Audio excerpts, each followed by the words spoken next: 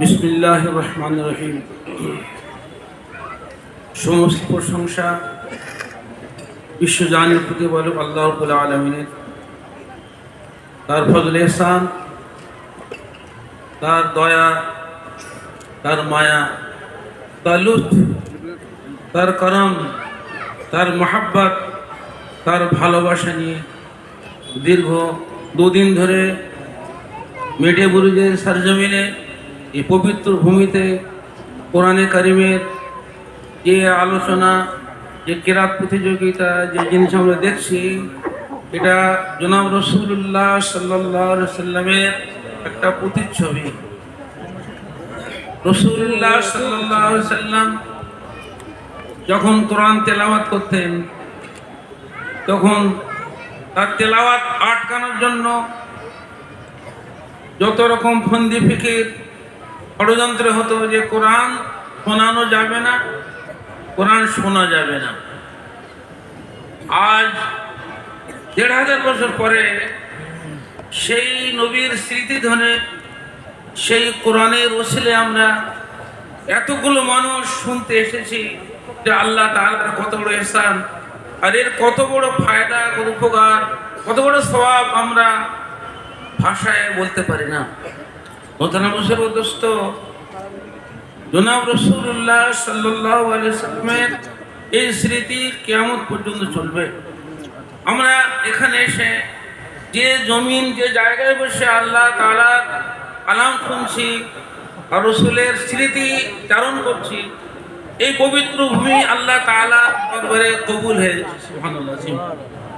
যে স্থানে কোরআনের আয়াত তেলাওয়াত হয়, আসমানবাসী ফেরেশতাগণ, দুনিয়াবাসী যেমন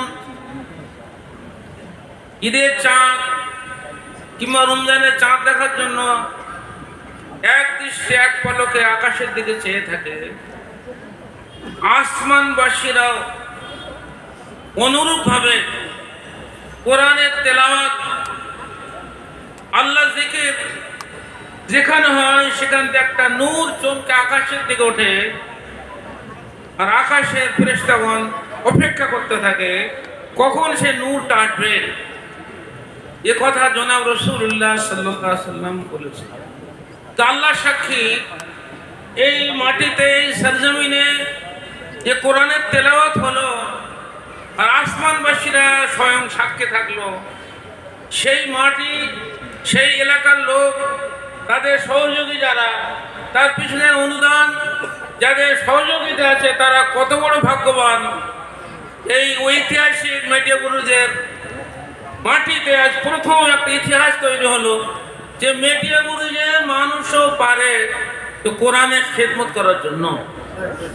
সুবহানাল্লাহ আজিম।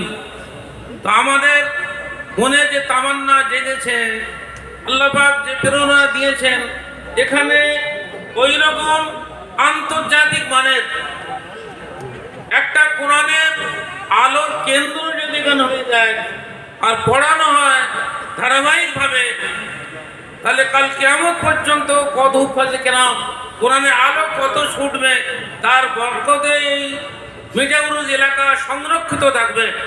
জনাব রাসূলুল্লাহ সাল্লাল্লাহু আলাইহি ওয়াসাল্লাম বাণী, কোরআন যে মানুষ সংরক্ষণ করে, হেফাজত করে, তিনি সংরক্ষিত।